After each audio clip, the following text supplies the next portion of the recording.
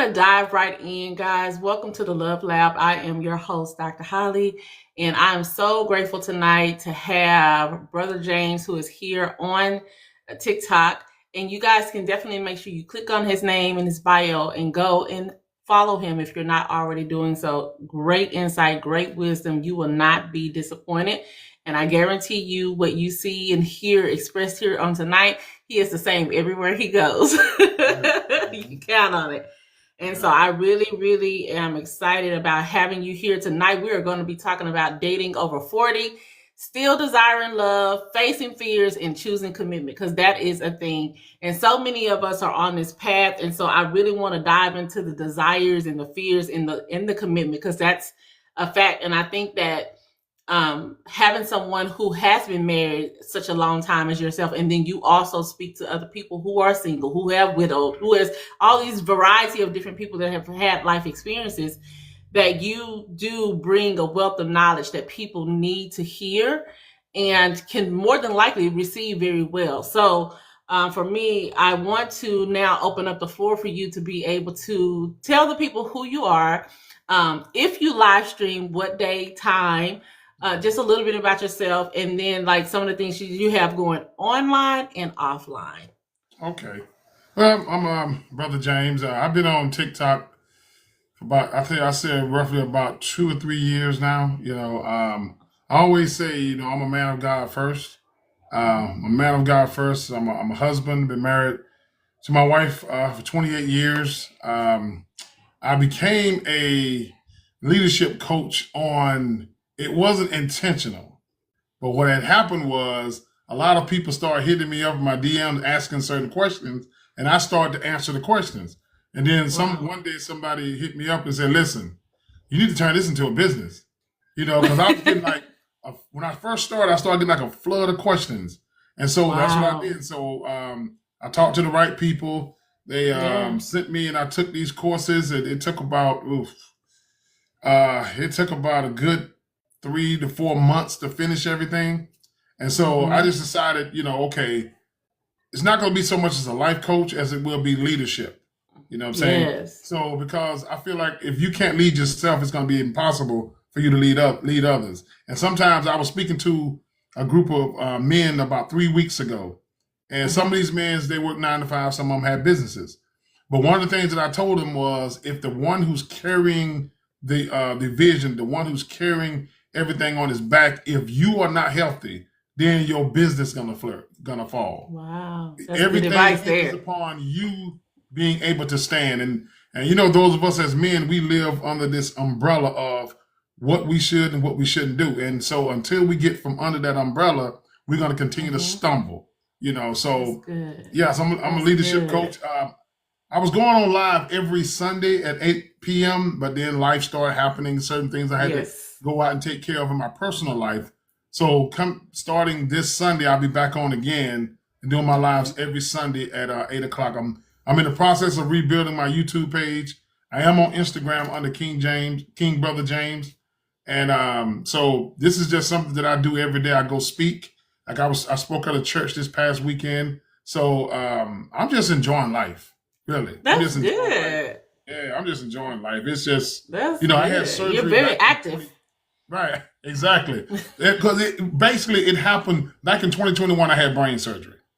And to actually go through that and then come out on the other side, it literally changed my life. My whole perspective changed, And so I have to give kudos to my beautiful wife, because when I came out of the hospital, our youngest daughter, she fell sick. So I was coming out of the hospital, she was going in, and she was in the hospital longer than me. So my wife stood and had to take care of both of us. So that is huge. Yeah, yes. I was down for about 7 months. My daughter was down for about 4 months, and my wife just stepped in and took care of both of us. So it just changed my whole perspective about life. And so I just try to keep it real. I really do. I try not to keep things too technical. I just keep it real. Yeah. It's that simple. Yep. Yeah. I make a lot of people mad. I really appreciate it. And that's okay. Listen, because sometimes that madness is what makes people uncomfortable. Right. and they need that shake up at times. So Yep. I'm like, listen, make people mad, because a lot of times you see it.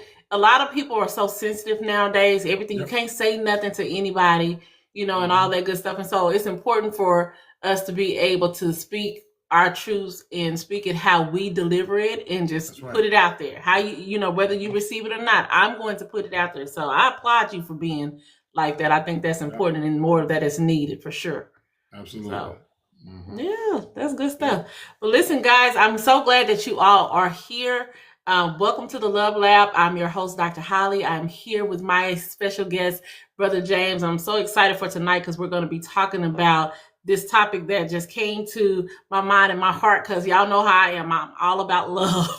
I love healthy relationships. I'm an advocate. I can say it really was like really daunting to come into so many of these social places, especially with the onset of the pandemic. And I've been advocating for, healthy marriages and relationships, and doing premarital counseling and all these things. And then you hear these conversations that just don't align. It's like, why are people talking like this? Right. And so if we're not careful to ensure that people are hearing the positive things in these type of environments, some of those people can get lost. And so I'm just trying to do my little piece of the puzzle that God has purposed my little hands to. And that's why I'm showing up and doing my due diligence here. So, whether I touch one or I touch 9,000, I'm going to do the work that is before me. But I definitely want for people to know that love is possible. It is real. It can happen. And to definitely stay in that space of hope. It's just different, Brother James, after 40. Yeah, it is. It's It just, really is. it's just different. It's a weird space. And so I really want to, that's why I want to talk about like the desires aspect, because we want to talk about what we still want. Like, and this is about, I titled it The Mature Desires in Modern Dating, because whether we want to believe it or not, we are in a modern time. And this is, it is different from the past, where there was a lot of traditionalism. So it's about embracing it. So, it's kind of like exploring like what men and women over 40 are truly seeking now versus in their 20s. I know what I was seeking in my 20s. I'm definitely not seeking it in my 40s. That's for sure. Right. So, some of the points that I want to talk about with you and get your advice on tonight is when you're talking to people, how do you help them to look at how their desires have evolved with age and life experience? Or what are some of the things that you can encourage them along the way about that, looking at age and life experience and evolving? Well, one of the things I like to do a lot of reflecting, because Okay. you go back and look at your mindset back when you was in your 20s and look at the decisions that you make. And going through all of that, you learn something. You grow wisdom. You grow from what you learn. You recognize the some of the bad decisions that you make, and you can see the outcome. As you get older, you gain more wisdom. You get more. You become better in decision making because of your past. So one of the things I like to do is have people reflect on some of the decisions that they made and what was the outcome. And so many of them, when I'm talking to them, a lot of them, they go back and reflect. One of the things I always tell people, one of the worst things you could ever do is not be honest with yourself. And Yes. so one of the things that I had to do was look back on my past and a lot of decisions that I made. And some of them were good decisions, some of them was bad decisions. There were decisions that I was made that was good decisions, but I didn't follow up to get a result out of that. I always gave up in the middle and reverted back to my old ways. And so, but as you get older, a lot of that stuff falls off. Just like when we talk about love language. Yeah. I believe in love language, but my wife's love language when she was in her 30s is not her love language today. Things change. Evolving. Exactly. So when most of the time especially when I'm having one-on-ones, many people, I tell them okay, write down as many things as you can about some of the decisions that you made in your life. I don't need to see it. The only person need to see it is you. Write down those decisions and think about how did those decisions come out? How did they pan out? And many of them will come back after a couple of days and we talk again, and they understand that certain decisions I made back then resulted in some of the issues I'm having today. So now people are making better decisions. And so I hear people say, back in the day how it was, but Yes. let's be honest, back in the day, I always say this all the time and I get a lot of pushback on this. Okay, we let daddy sit at the head of the table, even though we know daddy was out there doing wrong. And nobody at Okay. the table was bold enough to Accountability. say, Daddy, you was wrong, the whole Papa was a Rolling Stone thing, Mm-hmm. and the reason why Papa was a Rolling Stone, nobody ever called him out, so today is different. Today is Yeah. different. They calling I them think out. that, yeah, I think that they call it aggressive. I don't agree with that with Mm-hmm. majority of the women. I think that today, because of what has went on in the lives of so many women, they have become more smarter now. They become Okay. more strategic in the decisions that they're making. Because let's be honest, the violence and everything that's out here in the street, majority of that happen to women. Okay, Yeah. and so Yeah. it affects women differently than it affects men. Mm-hmm. Both sides, both of it is wrong whenever we talk about any kind of violence, but it affects women worse. Yeah. And so now when people look back on when they was in their 20s and how they made decisions, how they chose a partner and all these things, I think through all of that and through all the bad decisions, it has molded them, if they will allow it to.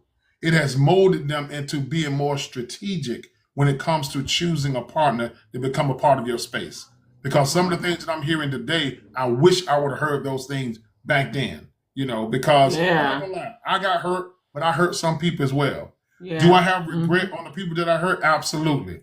And so Absolutely. when it was time for me to come out the streets, and I said to God, I've learned from all of my mistakes, and here I am.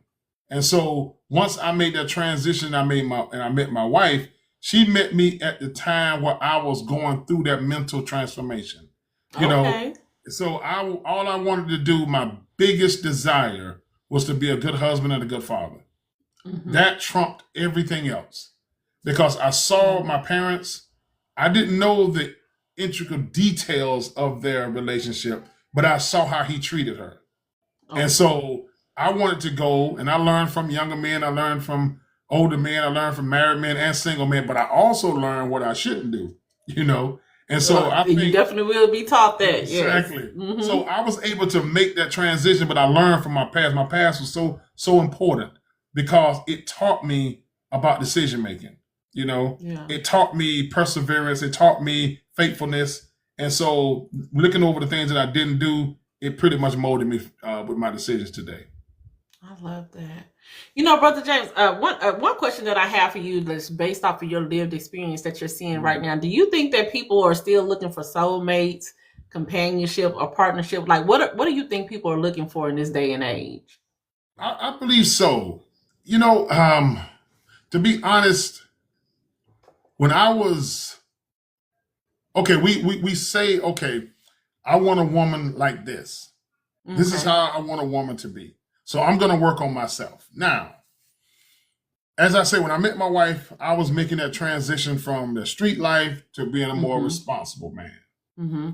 But if my goal was relationship, if my goal was fatherhood, if my goal was being a husband, then I had to mold myself into being a husband, which means I had to include her.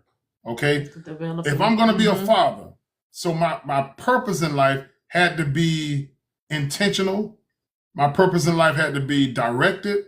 And my purpose in life, it had to have a meaning in order for it to be effective.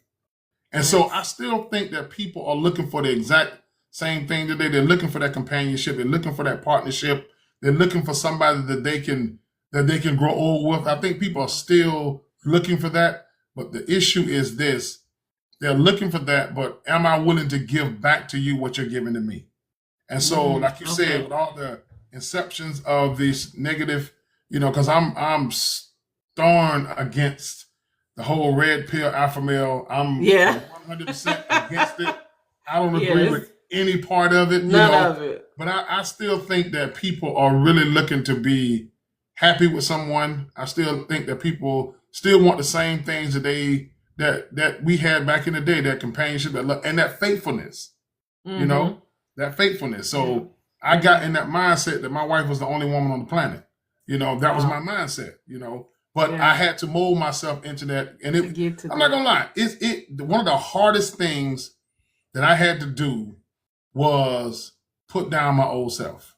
That was hard because I had built up such a habit. Because as a kid growing up, I was always taught, always have another woman on the side.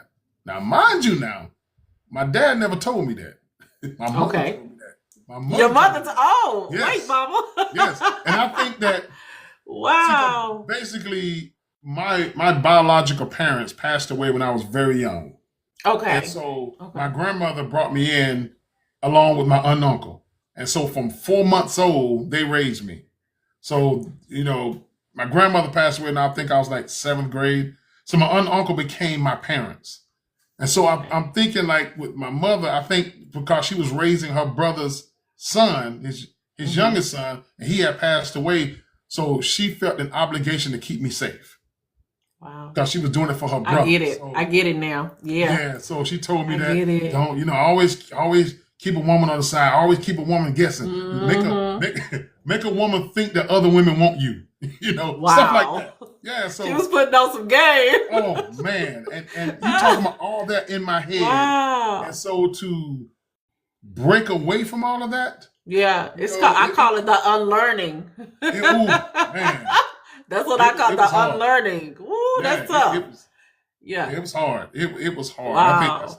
I think today people are still looking for, but people just not going to settle for anything. They're not. I think that on both sides, women have a right to say, this is what I want, this is what I don't want. As well as, because we're talking about healthy relationships, I can't just say women don't listen. Well, we don't listen either. You know, it goes both ways. It goes both ways. Yeah. Even submission. I said in a group one day, a group of men, I said, I've been submitted to my wife at that time for 26 years. Ooh, Doc, you should have. I bet they went left and right and sideways and up and down. I was called a simp for about 6 months. Oh, wow. Wow, yeah. So simply because you said you submitted to your wife. Yep. They didn't understand what I meant. Yep. So I still think we're looking for that. I still think we're looking for that companionship, that communication, that love, you know, that commitment towards each other. I think that today people are still looking for that exact same thing. I mean, we may do it in different ways, but all in all, we end up at the same place. Yeah. Mm-hmm. So you said that you brought up about the whole settling, because I think when it comes to settling, there is a myth that's associated with that. I think that there's something with settling versus being very clear about like the things that you must have, because we hear, like for me personally, I didn't know how to maneuver in this single, the singleness stuff. I just didn't know. It's foreign to me. I naturally am a wife. I believe that's my God-given purpose. Right. Mm-hmm. So for me, when we talk about must-haves, for me, it is about the standard. It is, and then I may have these preferences that's just, they change with age, because that happens, but there's a standard about it. But definitely when it comes to settling versus being clear about your must-haves, do you think people really are mastering that space of really defining and speaking on the must-have stuff versus settling? Or do you see people more settling nowadays when it comes to relationship? I think that sometimes depending on, because we talked about the other night, the physical aspect of a person. Yes. Being attracted to the physical. And I think a lot of times we get so attracted to the physical that we neglect our must-haves. And so we settle to keep that person because we have this, this misconception. I just speak from a man's point of view on how I think as a young man. Mm-hmm. So I meet a woman and she's built just like I like it. So in my mind, the way I was thinking back then, I'm not saying this goes for all men, but in my mind, I'm visualizing sexual intercourse. Okay? Gotcha. That's what I'm visualizing. So I will become whatever she wanted me to become, just to do that. As I got older, that completely changed. So I think that some people you go on your date and the vibe is so good to the point where you get in there and you're so infatuated by it. You still have standards, but I think so many people lower their standards because they don't want to lose the person in front of them. because on a date they're gonna say everything you want to hear, But I think that we need to get back to, okay, this is what I'm not gonna tolerate. Because who wants to tolerate just because he's a good looking man, but he has no morals about himself, and you don't find that out until later on, now that your heart is in it. So I think that a lot of people do more settling. Not everybody. They do more settling than they do must-haves, because sometimes the physical aspect of a person or what they say, you don't wait to see if their feet contradict what their mouth say. They say in the beginning, and the vibe is so good, and he or she is saying all the right things, and it may sometimes be something different than you've recently been through. So this person is so different. So now, all of a sudden, now you watch what you say on this date, because I don't want to sound like I'm too overbearing. I don't want to. So we compromise the things that we say we stand for, just to have this person in our life. And then you find out later on, after you've really given your heart, that this person was nothing that you thought this person was. But by that time, you've gotten comfortable in settling. Yeah. That's good stuff.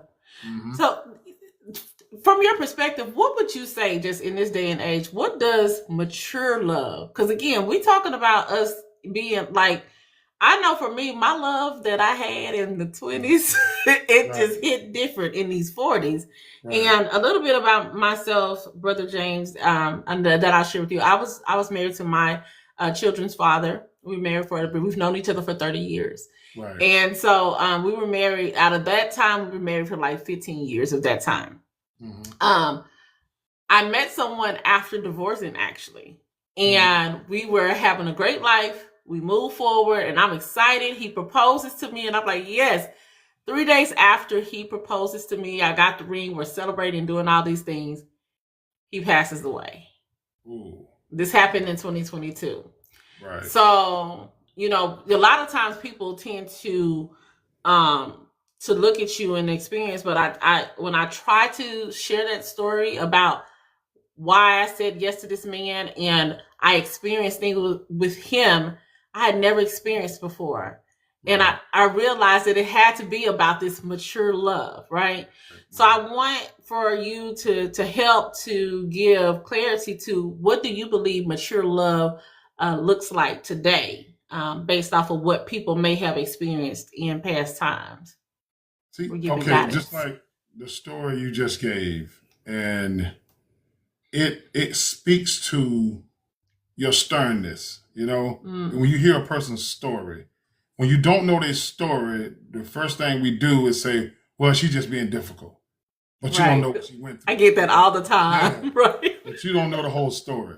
I think that, like I said before we started, I knew what I wanted to do for myself. I wanted to grow as a man. I wanted to, I had all these plans for myself. But that was without my wife's input. But when I knew we was going in that direction to be my wife, at that point, my purpose changed, because it was no longer self-centered. So now I had to focus on some of the weight that she was carrying, and once I found out why she was carrying that weight, then I was able to love her differently. I love it that. Now it turned into because you can go so many ways with this. There were certain things I wouldn't say because I knew that triggered her. But at the same time, I helped her along because I knew there were things that triggered me. I didn't like that. Like I was telling the guys the other night, I don't like putting on a pretend. I say, I don't like that shell being over me. I say, I'm very open. I have no problem with being vulnerable. It's just that I open up to anyone, but it's about who you open up to. Maybe you can't open up to this person. That does not mean that you're not vulnerable. So I think that once we began to know each other's moods, know each other, and understand why they get in that mood. Because I always say this: if you can hear a woman, you can reach her. All right now. If if you can really tune in and hear her, what she's saying, Yeah. then because every behavior has a codependent.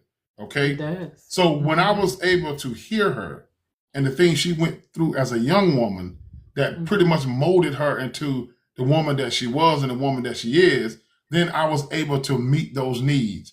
And I was meeting those needs to help her because I was already going to get my healing and she knew that. Okay. And so because I felt like, well, you shouldn't have to fix me because you didn't start this. I need to go fix myself so I can be that guy. And so over time, when we're working with each other and not working against each other, realizing that, yes, sometimes there will be friction, but we're going to only go so far with that friction. We're not going to go so far till we hurt one another. And I think once we start learning each other in that way, then that's when that mature love begins to happen. Because now we, because she can show me something about me that I didn't recognize. Stop saying you want a good woman, but then when she call you out on your stuff, and all of a sudden now she's not good. But when I began to not allow that to affect me in a negative way, and I understood why she was coming at me that way, then I was able to help her in those areas. She was able to help me in those areas. And I think that's how that love matures, because now you can be there for each other, spiritually, mentally, and physically, But you got to know the person in front of you. And as long as the both of you agree, you can continue walking together, and that love will continue to grow. And it still works today. People may say, but it does. Yeah, it still works today. That's why I love sharing moments like this and just hearing the voice and, the experience, because like sometimes people, again, like I said, they get discouraged along the journey. And so like you said, you have evolved. What you began as is not who you are now. And you literally grew and developed into your purpose. And that was a huge part of it. Yep. So yes, I love this. I want to now delve off into what's holding us back, because it's obviously something holding us back. And a lot of that is the fear, the fears that we don't say out loud. Right. I want to ask the question, when it comes to the fear and rejection and abandonment, what are some of the things that you can give people to really kind of like get over the hurdle of their fears of rejection, abandonment, and starting over? Because we have to do it in this time and age. But what can you tell us to encourage people about that? Well, your fears, your abandonment, and all those things, those are weights that hold you down. Okay. And whoever did you that way, and I know all of us have a story. And like I was saying earlier, I did not want to be that guy. I did not want to be, because I was not living my best life. And I'm not talking about finances or anything like that. But even if we include finances, all the fears and everything, you are never, it's going to be on you, but that doesn't mean it has to control you. Right. So one of the things that I did, when I thought I was going through depression, when I thought I was going through low self-esteem and low self-worth, and I'm saying that for a reason, when I thought that I was going through it, I met a lady that told me, and I was able to share my story with her. And she said, James, she said, honestly, she said, you're not depressed. You're confused, because you expect that whatever you give out will automatically come back. And she said, that's not how the world works. The world will hurt you. The world will knock you down. Yes, you can give the shirt off your back and they will take it and keep walking. But you expect things to come back. She said, going forward, whatever you are dealing with, deal with it. She said, because it's like a weight on you. And until you deal with it, it's going to stay on you. So again, I love journaling. I love to journal. And so I wrote down all my fears. I just wrote them down. I started writing them down. I wrote down all my insecurities. I was just, one of the worst things you could ever do is not be honest with yourself. That is so true. When I went back and I read it back to myself, I read it back to myself, and I thought about what she said. Until you get rid of this, you're never going to grow, That's and good. So you have to be honest with yourself as to why do you feel this way. You probably can't get to the root of it. Maybe they may come in time, but one of the things I did do, I held on to God, and I just constantly asked God to show me, and that's what began to happen. Certain people began to come into my life, and this is why I talk the way that I talk, because there was women and men that helped me in my growth process. Absolutely. And so when you have these insecurities and we have these fears, it's hard to open up. It's hard because you'll be so afraid that every time I open that door, something's gonna happen. So you never do it. But there's also something that's called courage. Okay? You can't be courageous if there's not anything challenging you. So if you're asking God to help you be courageous, then there has to be something that's coming against you.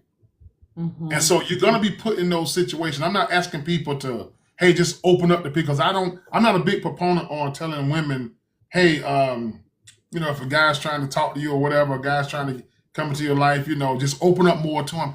It depends on the guy.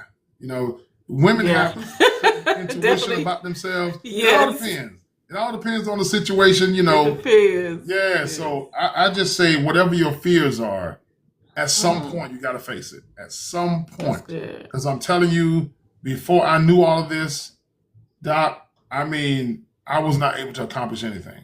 And if I wouldn't have gotten rid of that, I can't say if I would still be married, because it didn't allow me to grow.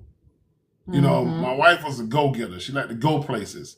And if I allowed those fears that she had nothing to do with, that stuff was on me before I met her. That's you. So if I didn't go and do anything about it, and a lot of times those fears and stuff that you have, it comes from not being clear on certain things. And that's another thing she told me. Clarity. She said that you lack clarity.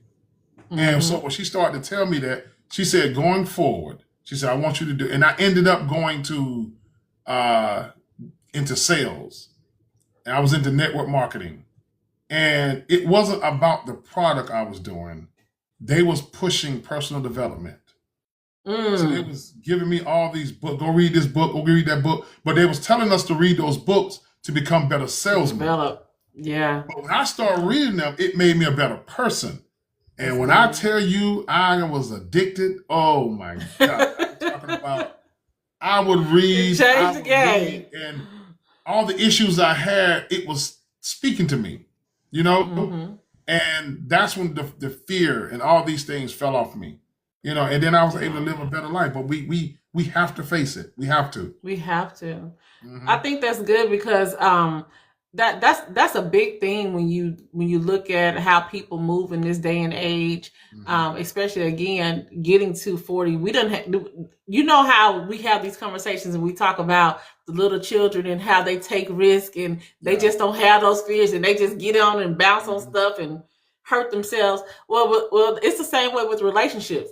I dived into some things when I was in my 20s that in my 40s, I'm like, okay, wait, pause. Wait a minute. Right, exactly. And so it's the same thing. So that fear of being vulnerable is a real thing.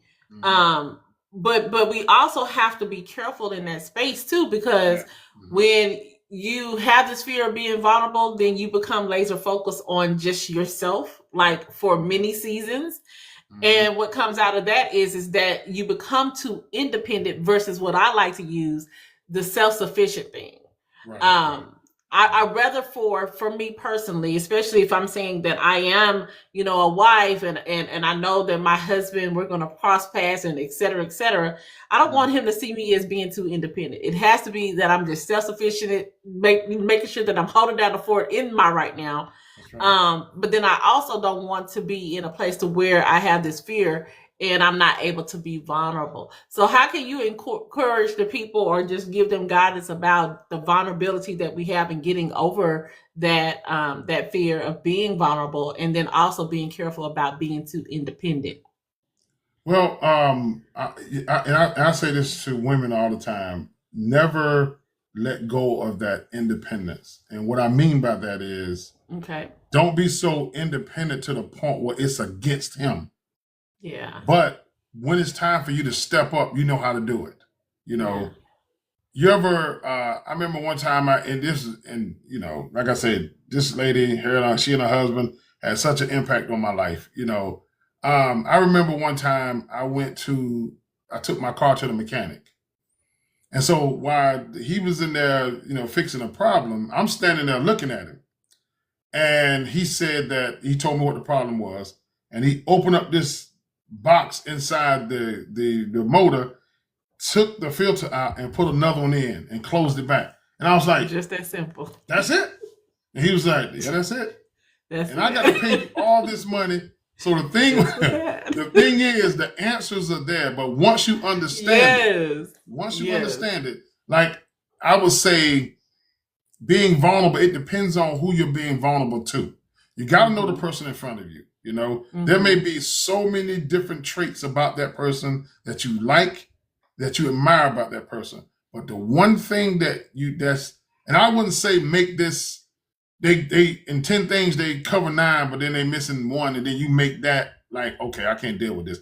I can understand if it's like, essay or something like that. You know what I'm saying? Yeah. So, but like, it all depends. Your vulnerability has to be directed. Everything that you do, you have to be in control of it. Okay. Mm-hmm. So maybe you can't open up to that person, but you can open up to another person.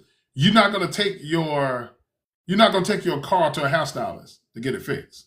That's not their field. So why would you share something that's very intimate with somebody who has not matured in that area? You have to. That's facts. That's why I say that communication piece. You got to talk, because a person can talk and tell you exactly who they are. And so I think we got to understand the balance between the two. Like if there's an issue that Doc is going through, okay, Doc can put things down and she can make this stuff happen over here, and then she can come back. I think a lot of men won't be vulnerable because a lot of men are afraid to share their heart. They're afraid. They feel as though, and I was one of those men too. They feel as though if I open up, I'm less than a man. That's just not true. It's not true. Yeah. It's not true at all. And so when it came down to the whole red pill alpha male stuff, and I told this gentleman, I said, you're doing more harm than good. I said, because your idea of this is how much money you make. Now they're talking about top tier men. Right. I'm sick of it. Yeah. How much money you make. How many women flock to you when you walk in a room?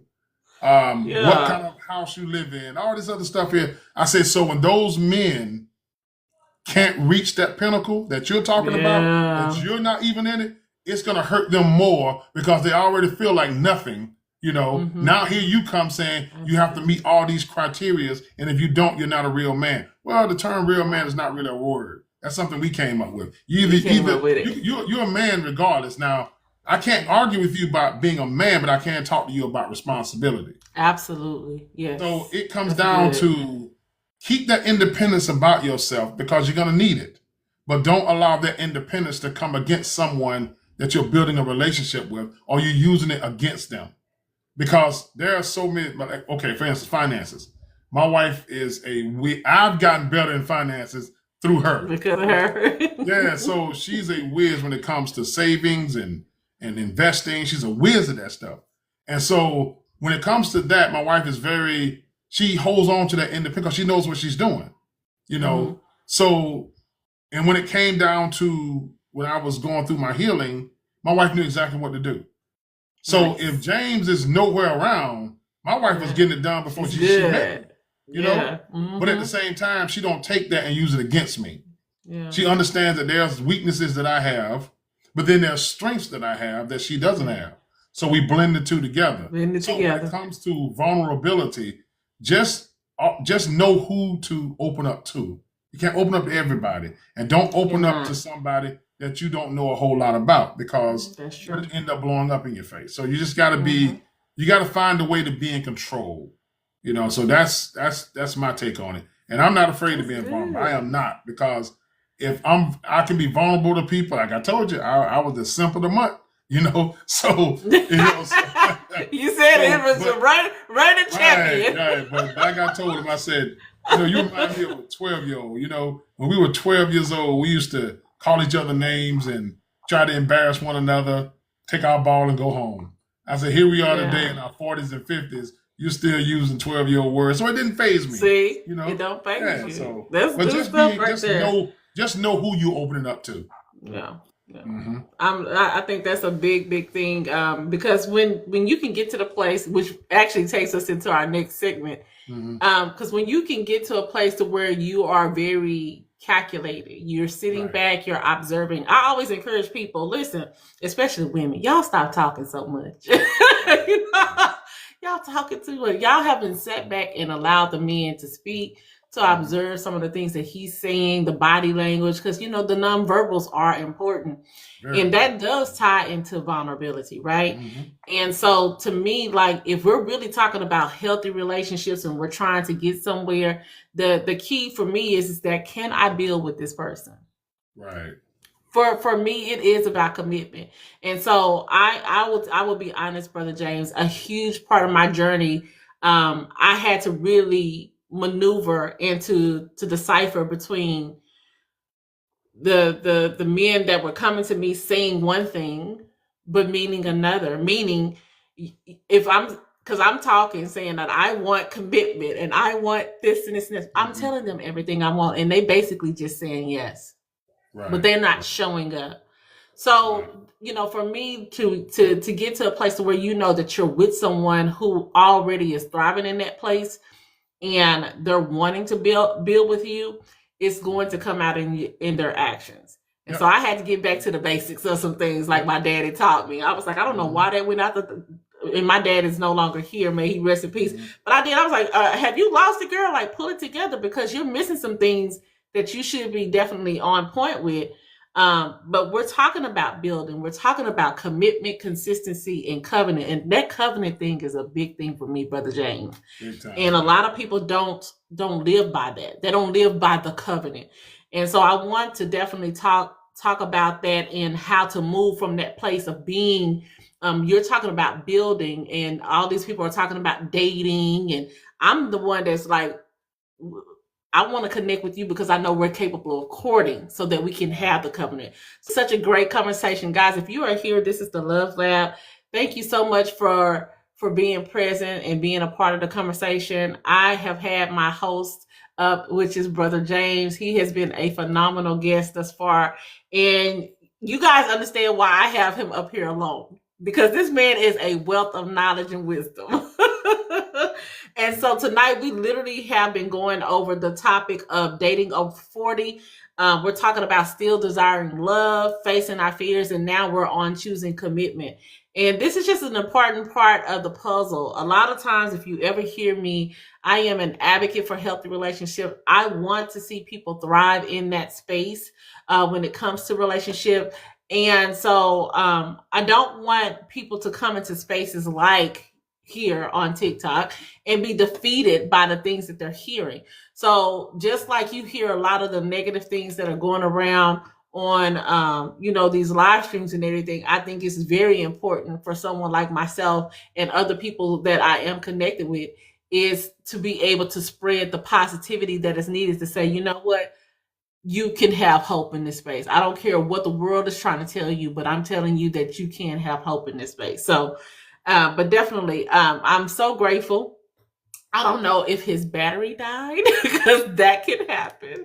But I am glad that he definitely came in, because we literally was into our segment number 3. And with our segment number 3,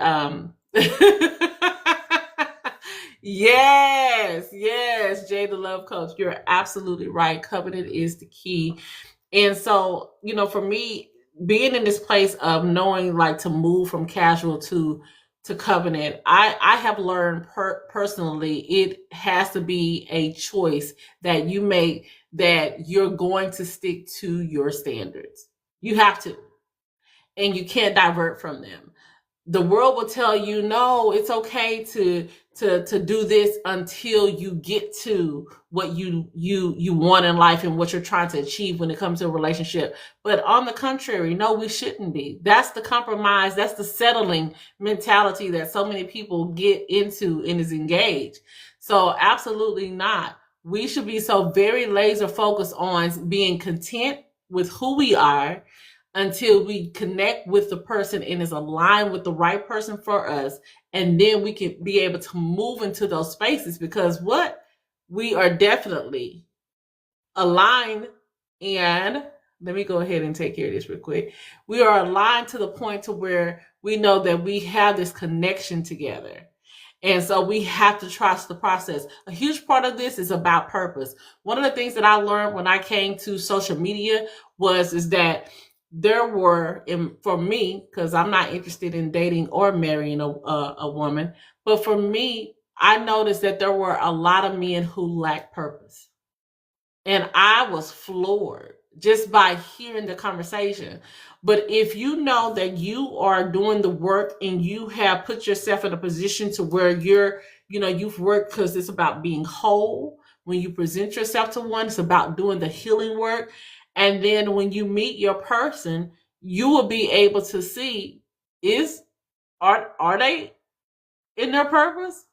You're going to be able to know it. You're going to be able to pinpoint it. You're going to be able to pick those things out. So that's very important for us to do our due diligence on this journey and not wait for our person to just show up and then begin. That's very important. One of the points that I wanted to make also tonight was about emotional safety. We were actually, I was on live. I wasn't supposed to be on live the other night, but we were talking about emotional safety and the security of what that does to us. And so I know that when it comes to commitment, when we get to that space and we're talking about moving to that space where we're being consistent with each other and I can choose this person and feel confident that they're my person, emotional safety, and then also shared values and alignment are three key things that I believe should be a part of the recipe when we're talking about commitment.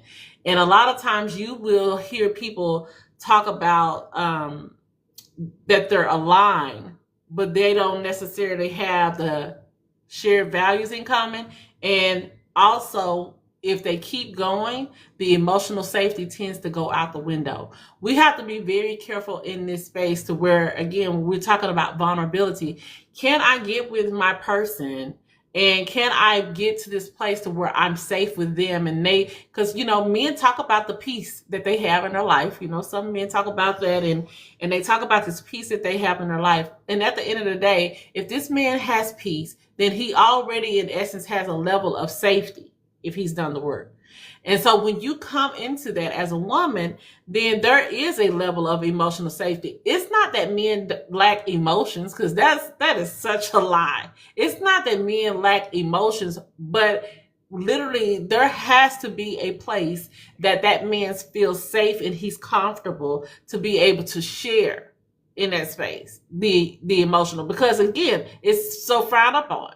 Be tough, be a man, man up. You hear all these things that even our young boys are being told at such a young age.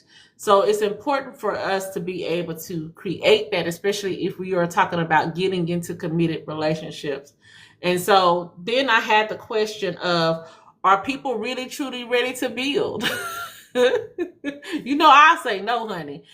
Are people really truly ready to build? That's a big question. Or are they just dating out of habit?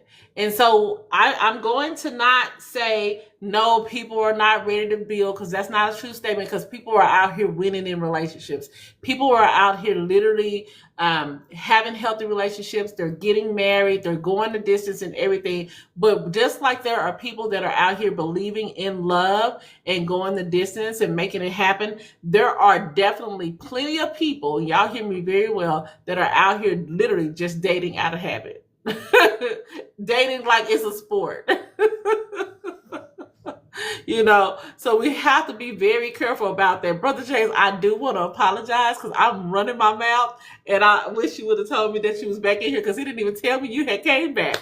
But I do. I know you've been listening to me just talk. I don't know what happened. That's okay. The screen had froze. That never happened. Yeah, but you know what? Because we were in a good conversation. But it's okay, because listen, I'm a talker, so I'll keep going. But I was literally talking, and sharing this conversation about, are people truly ready to build, or are they just dating out of habit? I really want you to take that and run with that. And what do you think about that statement? Are people truly ready to build, or are they just dating out of habit nowadays? What's your perspective? From some of the people that I've talked to, they'll get out of a relationship, and before they even go through the healing process, to the point where they're really healed, they feel as though they need to jump back into a relationship. Yes. They don't feel like they're whole unless they're in a relationship. But while you're in a relationship, where is it going? Is it growing? Do you still get upset about the same thing that you got upset with when you first met her or when you first met him? Have we grown together?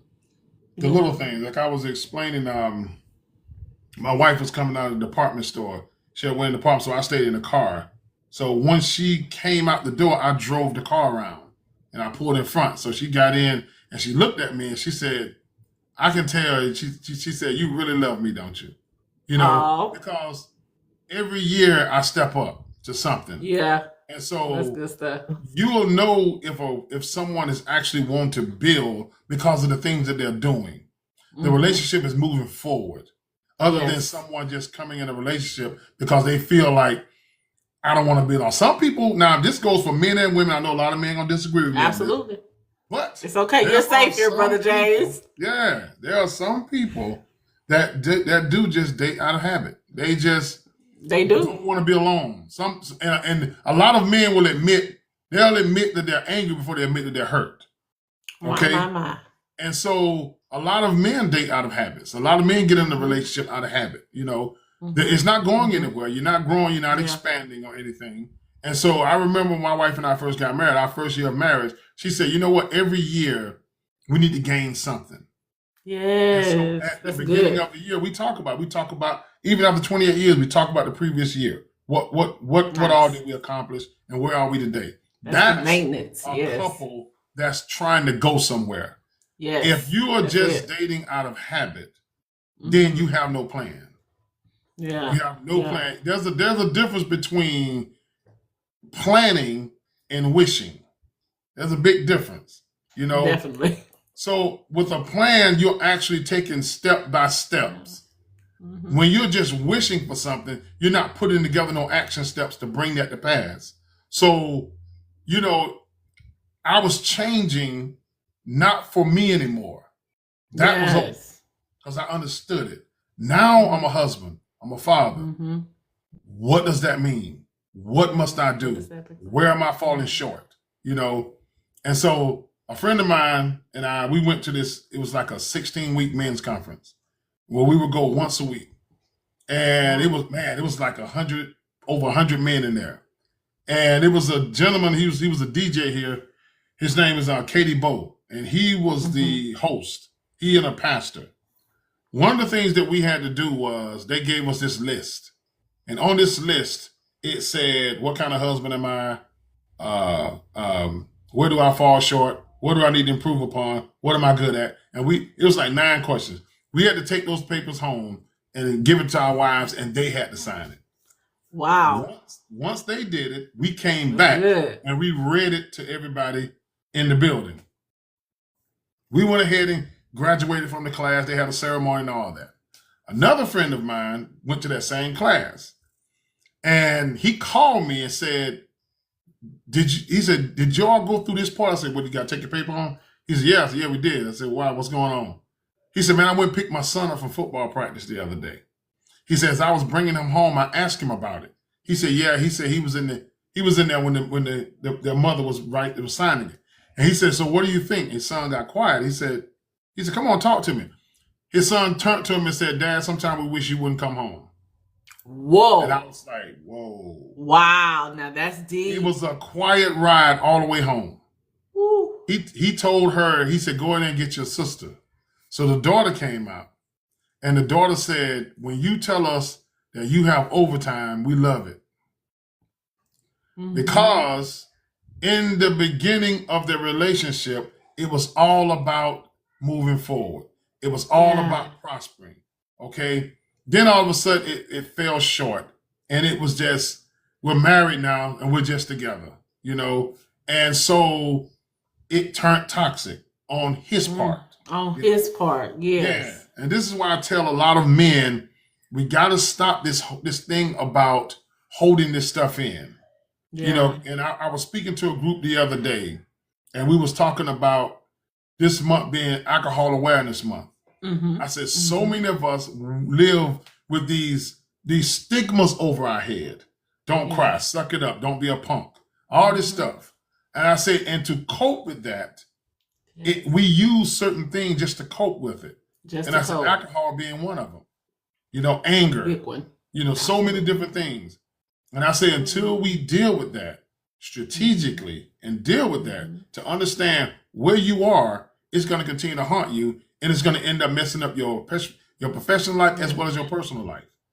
And so I think if you're just in a relationship and it's just a habit, be honest with yourself. Do you really want to grow and go somewhere with this person? Do you really, or are you just there? You have to be honest with yourself and say, do I really want to build with this person right here?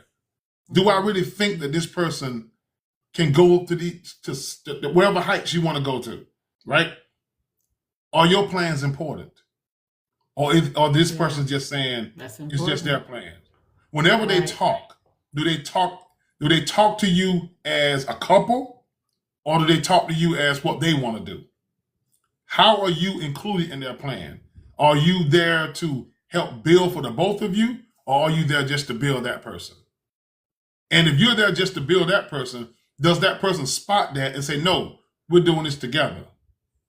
So it all comes down to that response. So then once you gather all that stuff, you have to ask yourself, do I really want to move on with this person? And then if you don't, again, I'll say it again, one of the worst things you can ever do is not be honest with yourself. You got to be honest. You have to be honest with yourself. I feel like a lot of people tend to waste, or let me not say waste time, but they invest time unwisely. And so that is like a key thing for me. And it's like, you know, no time is wasted. We're doing something. Everything that we do in life, there's an experience, and we should be learning and growing from it, good, bad, and indifferent. And so I think that that's very important for us to be able to look at these situations that we are experiencing and, you know, have the takeaway and say, you know what? That was a bad decision that you had made. But how are you going to move differently now? You know, so that's just key. And I want you to take me to this place because I know that you are a man of faith. And I know that when it comes to relationship, when it comes to love, when it comes to courting and the covenant, marriage, timing definitely is a thing.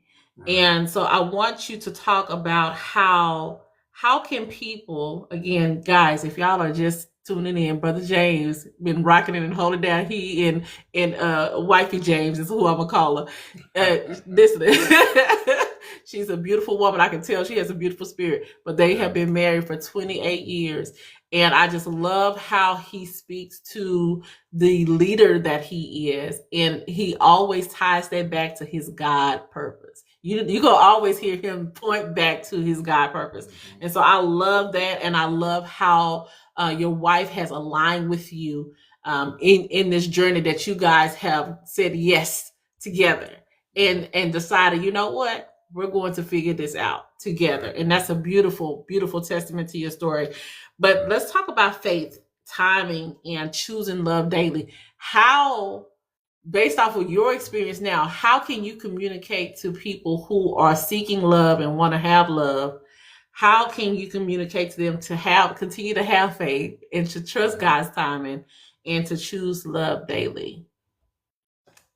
I would say until that happens, like you said, that you know that you are a wife, right? And so you getting an understanding of the process that you're going through. There's an old saying, stay ready so you don't have to get ready.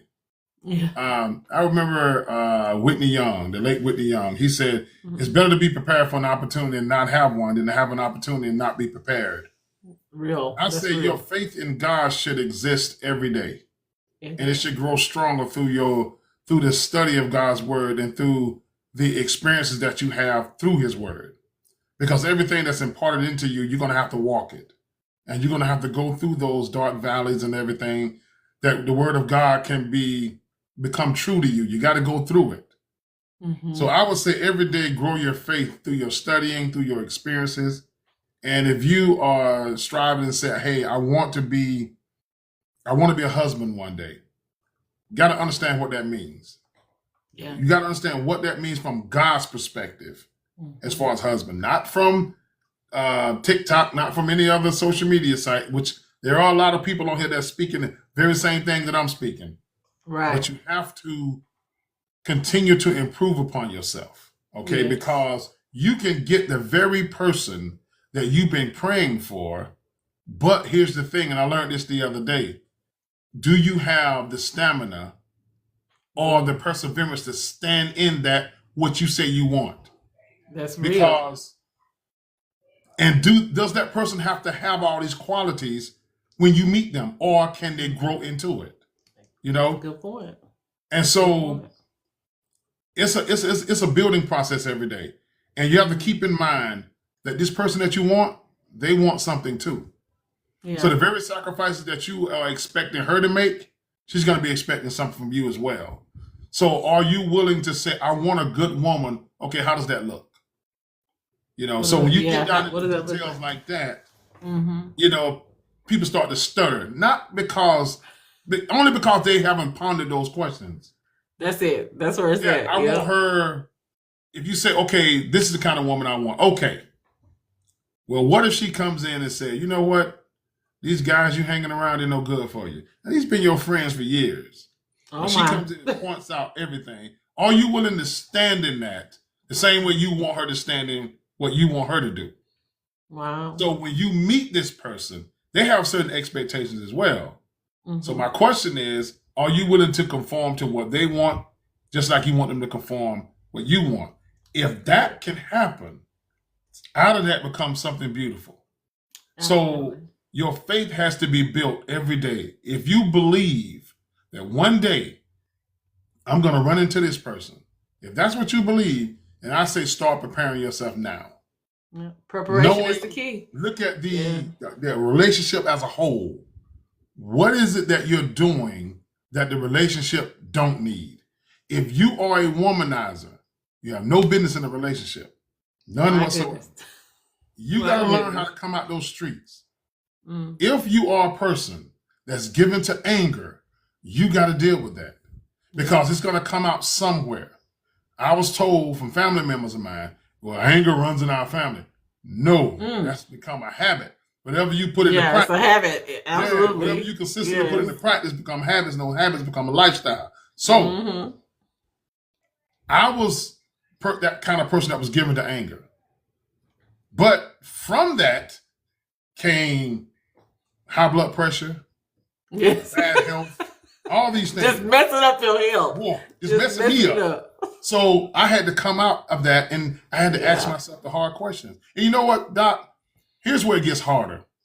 Okay. I can ask myself, okay, why are you so angry? Yeah. But when you ask me, why am I angry? It hits a little different. It hits different, because another person sees it. So I will say, just it's a everyday process. Just like leadership. I remember John Maxwell in his book 21 Irrefutable Laws of Leadership. He said that leadership happens daily, not in a day. And so work on yourself. Work on the things that you know that will be toxic to any relationship you get in. Yeah. And knowing that it has to be a communication. Both of you all got to listen to each other if this is where we're going. So I would say just work on it every day. If you'll believe in God for it, you'll start getting yourself in a position to receive whatever God is bringing. I love that. That's some good wisdom right there. I really love that. I definitely want to ask you a couple of more questions, and I do want to take a moment to pause and ask our audience, number one, if you guys still believe in love, put a red heart in the comments. If you still believe in love, In spite of what you're going through, put a red heart in the comments. I do want to give them an opportunity. If you have a question, you can ask that question. Thank you so much for sharing that you guys believe in love. I know that I do. I see that there's a lot of red hearts. Yeah, I love it, but I do. Red hearts. I love it, but I do. I do want to have an opportunity for, if you guys have some questions that you want to ask Brother James, you definitely can pose a question in the comment section, and I'll read that. I'm going to throw a question out here as you guys are preparing your mind. But get a question that he can answer for you before we sign off tonight. This has been a great time of share. He said that he has not been live streaming, but he's going to start back live streaming. God bless and say the same on this coming Sunday at 8 p.m. still. Yep. 8 p.m. Central Standard Time, Eastern Standard Time. Which one? Eastern Standard Time. Because we all over the place. Right. So he said he's going to start back on his live streams, and he's going to be doing that. Make sure that you click on his bio and you're following him. If you're not following, I think it's so very important for us to connect to good people who really can help us get through this life journey.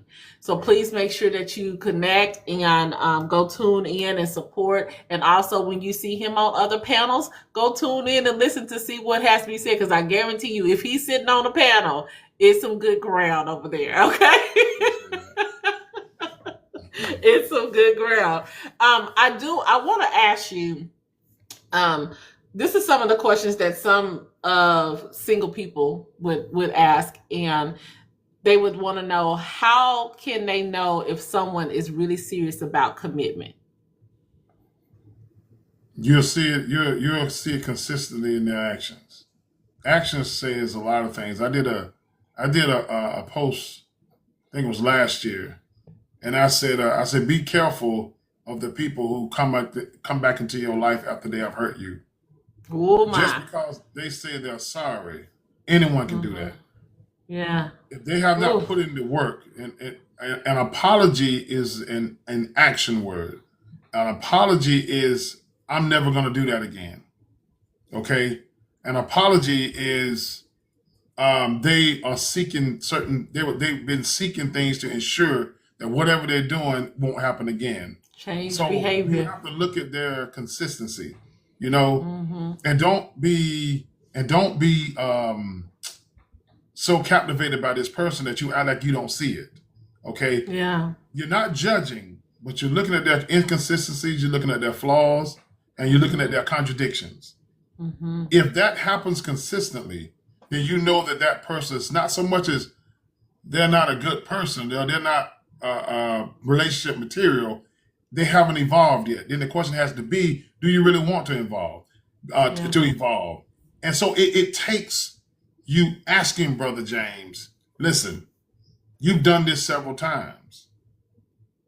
Okay? Now it's become a pattern. Mm-hmm. Now it's become a habit. Patterns don't lie. Exactly. So yeah, that may be something that may be, obviously it is a red flag. Mm-hmm. Now, but at the same time, are they doing anything to stop that? That consistency that they're doing. If you don't say anything, they're gonna think it's okay. Why? Many of them got away with it in their past. Some women put up with it, so now they feel like they can bring that to you. Some men, some women put up with it, or some men put up with it, so now they bring it to you because no one has ever checked them.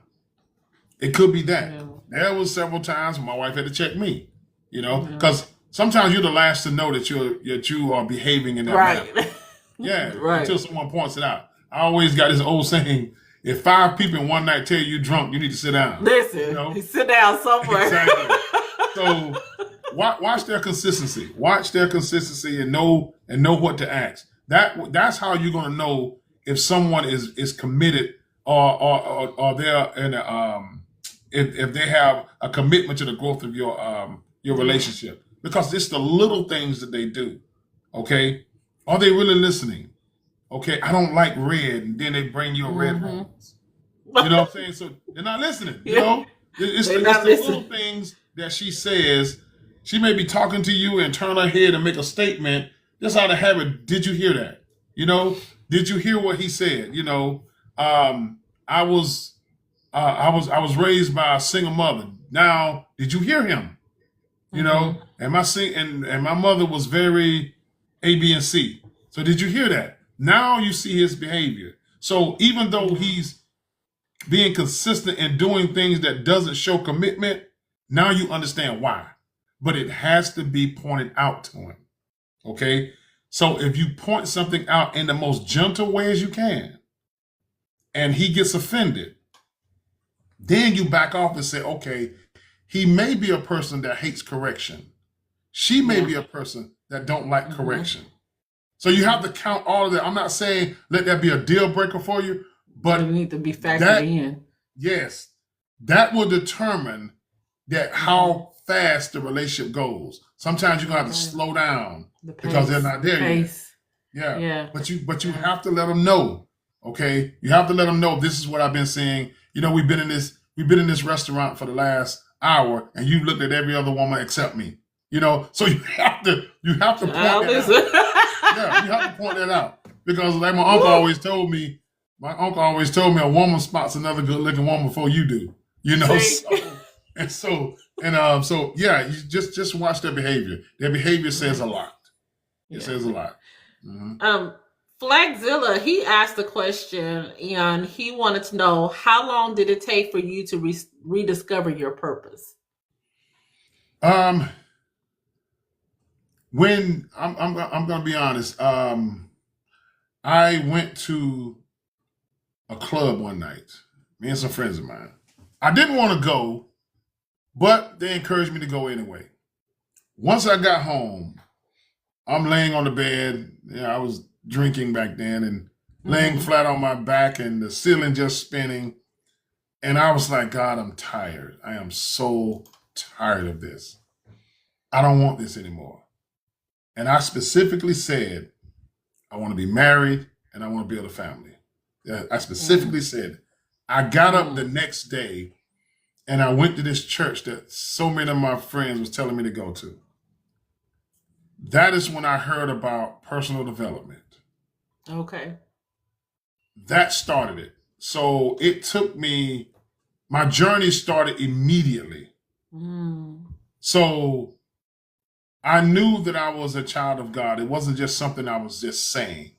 Yeah. In the process, it started to mean something to me. So now when it came to me rebuilding myself, I was very intentional. I wanted to be married. So at that point, like I said, I had a lot of influence in my ears telling me, hey, if that's what you believe, then start learning how to be a husband. Yeah. And I looked at my dad and I saw the kind of man he is, you know. And so other men that I talked to. And so the journey just began. And I'm still on that journey. It's still going. Because it is ongoing. It is very ongoing. My dear brother, you're going to continue discovering that your purpose has so many layers to it. Yes. So many layers. Because you're talking about knowing your purpose and fulfilling that purpose. So it's one thing to know this is my purpose. Now we have to fulfill that purpose. So your purpose has to have, number one, it has to make sense. Yes. It has to make sense. So your purpose has to be directed. It has to be driven. It has to have meaning, you know, and it has to be intentional. If it doesn't have all of that, then your purpose is not effective. Okay? So you want your purpose to be effective. The one thing that I did know, and I got from scripture where it says it is the duty of a man to serve God. Yes. So that's what I started doing. And in the process of serving, that's when everything starts to make clear. And like I say, it's the service. I'm still on yes. Yeah. That's then good. I'm thinking, okay, I got this thing and I keep meeting people. They're showing me what I don't have. I meet this person. I don't have. I met you. Okay. Yeah, she makes sense. I never thought about it, you know. So a lot of things that you say, I'm like, wow, I never thought about that. You know, even when I was on a live deal, and Dr. Tony was on there. She was saying some things, and I'm like, wow, I never thought about that. So that's that iron sharpening iron. That's how it works. Yes. It's that continued process of just learning and growing, but you got to start. I think it was Zig Ziglar that said, You don't have to be great to get started, but you have to get started to be great. So you Absolutely. just got to get started. Just get started. Whatever's in your heart Get started. to make yourself better, get started, and you'll start to get clarity along the way. Yeah, that's good. One question that I do have for you is how would you encourage someone that they desire marriage, but they haven't found the one yet? And I want you to first speak to the men from that aspect, and then encourage the ladies from that aspect. Like, they desire marriage, but they just have not found that person. So, Right. Be very clear what you want. Be very clear what you want. You have to ask yourself the question, does she have to possess this when she comes in? Have a good understanding of what you want as well, and understand the process. Once you meet her, she's going to want something too. So making sacrifices goes both ways. Okay. There are some things that you're going to have to drop in order to be with her. Just like there's some things that you want her to drop. I would say to all men, understanding your purpose, that's a journey. But being a responsible man, taking care of your situation right now so you can sustain yourself. Because let's be honest, I told you I'm a realist, okay? Yes. So if I'm in a relationship with a woman and we are in what I say a relationship, you're gonna have to spend some money, brother. I'm sorry. I know you don't like to hear that. You're gonna have to spend some money. You're gonna have to spend some money. Yes, it's an investment. Exactly. You know what I'm saying? So you're gonna have to, so you want to make sure that your stuff is together. You want to make sure that you have put in the work for yourself so you can be a sustainable man. Stop saying you want someone to submit to you, but what are they submitting to? That's the question. Same with the women. Even with the ladies, be very, very strategic in what you want. Don't settle. Absolutely. Don't settle. And please, again, I'm going to get a lot of hate for this, but that's fine. Again, why is it that you have to lower your standards for someone else? Why can't they raise theirs? Raise it up. Yeah. Yes. You lowering your standard. Now, you got to understand something. And I'm speaking to women now. You lower your standards, right? The person you're lowering your standards to, that's their comfort zone. Yeah. They're good right there. Say that. You're the one that's down there drowning. Okay? Yeah. And so when you're lowering your standards, is it coming back up? Because you're lowering your standards to make sure that they're secure, but are they trying to raise it back up? Because if you lower your standards for me and say, okay, I'm gonna put up with this, and I see that you do it, I should reciprocate that by, okay, she was willing to make the sacrifice for me. Now I know what I need to do. And you should allow both parties to be honest. There should always be a conversation where the both of you, it depends on what the relationship is, how it looks. There should always be a conversation of, what is it that I'm doing wrong? What is it that I'm doing right? I had to bring a paper home from what my wife signed and go back and read it in front of 100 men. Yes. So those questions I needed to know. Transparency. Yes. Because my wife may not say nothing because she loves me. I don't want him to get upset. But no, I need to deal with that. I need to deal with that.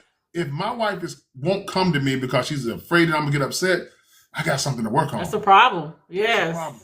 Yes. That's a problem. Wow. So I would say that is huge. Don't lower your standards. Yeah, just have that open conversation with that person, I have love that open you have to have it.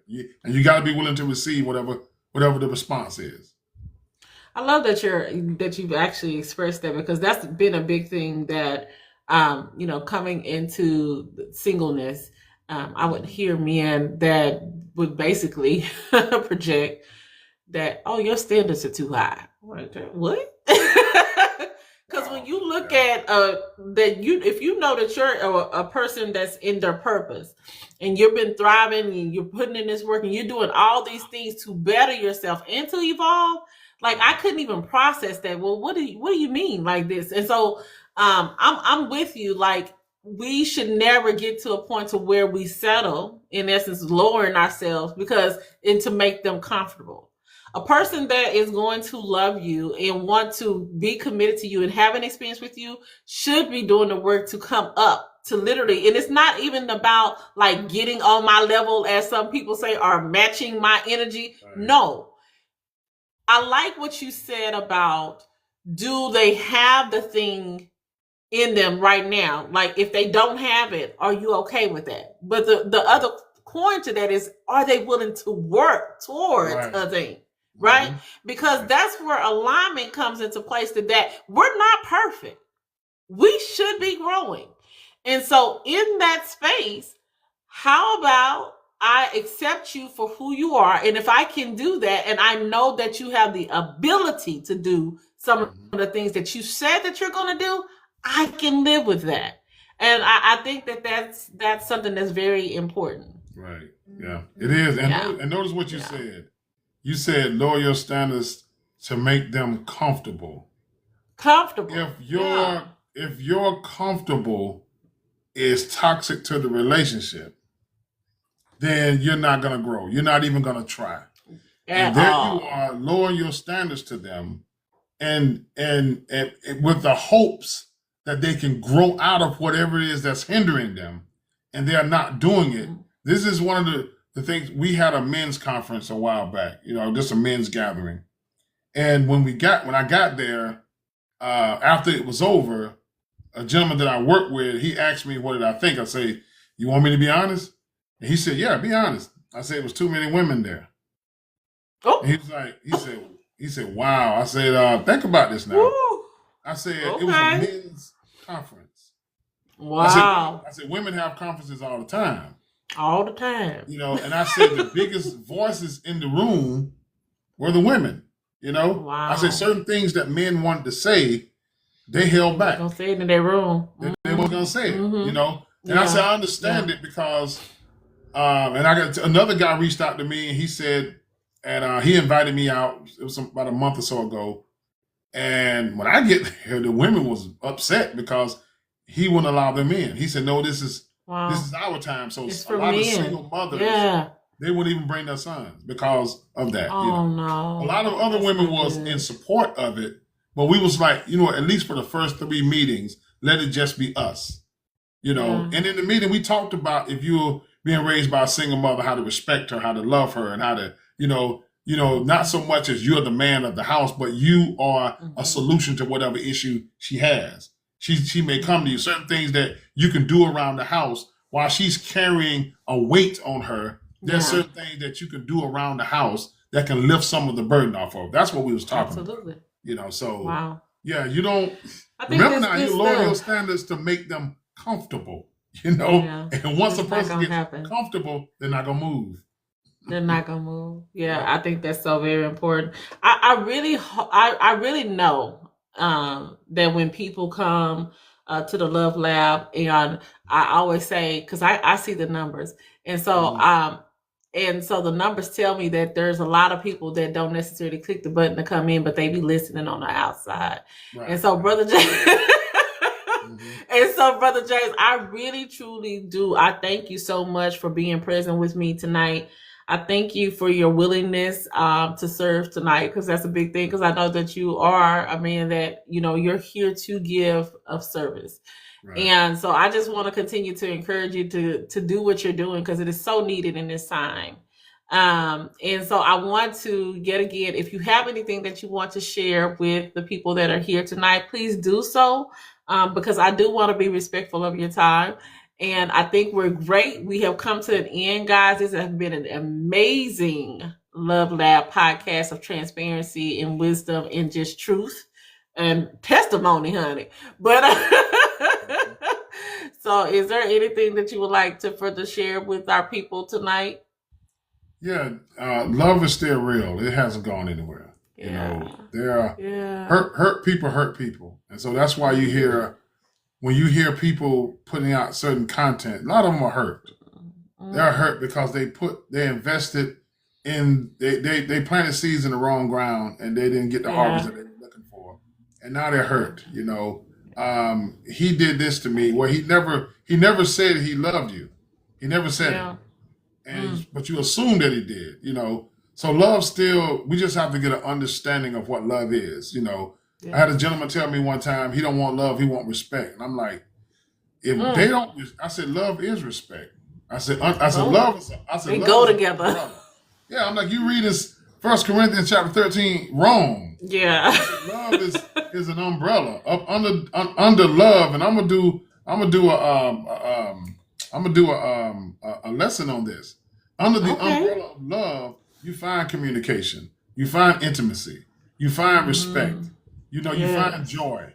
You find sacrifice. You find, and this may be profanity to some people, you find grace under love. Why is that profanity? Because for those of us who know what grace is, God shows us grace even when we don't deserve it. Absolutely. But if I show my wife grace, I'm a simp. So who am I going to listen to? You, or I'm going to listen to the Most High? Yeah. So I just continue to believe in love. You don't give it to everybody, but love grows and love matures. So just don't ever think that it's not out here. Don't ever think that it's not any good women out here. There's some amazing women out here. Amazing. Some amazing men out here. So amazing. Stop listening to the rhetoric out here. There's no such thing as alpha. There's no such thing as red pill. All that stuff is made up. Okay. It is a masculine man, though. So just that would be my encouragement. Don't give up on love. Yeah, I love that. Thank you so much. I appreciate that. Listen, guys, thank you so much for literally attending the Love Lab on tonight. This has been such an amazing conversation. I am truly edified. Literally, when I walk away, you guys literally pour into me. And I think that that's just amazing, because typically I am one that is a talker, but I really have been led to kind of formulate this to allow for the voices to kind of be more heard than Doc speaking, right? Because I do it all the time. So I need to, I go and I do these conferences and everything. And so it's about bringing people who are like-minded and like-hearted, but live their own paths and create that exposure so that we can touch the lives of other people and literally that hope and encouragement. So I appreciate that. Guys, listen, like I told you, if you have not done so, make sure that you are following Brother James. I am definitely going to download this and put this on YT YouTube. If you're not aware, my link is in the bio, so you can definitely go over and subscribe. Make sure you're following us. Make sure you're tuned in and that you are subscribed to the YouTube channel, and look for some little snippets to come, because y'all know I'm going to be posting snippets as well. So look for those to come as well. And I'm more than likely it'll be probably Saturday when I'll start posting a whole bunch of snippets. So if I'm tagging you and going crazy, you know what I'm doing. Exactly. It's me. But I appreciate you. Thank you so much for your time.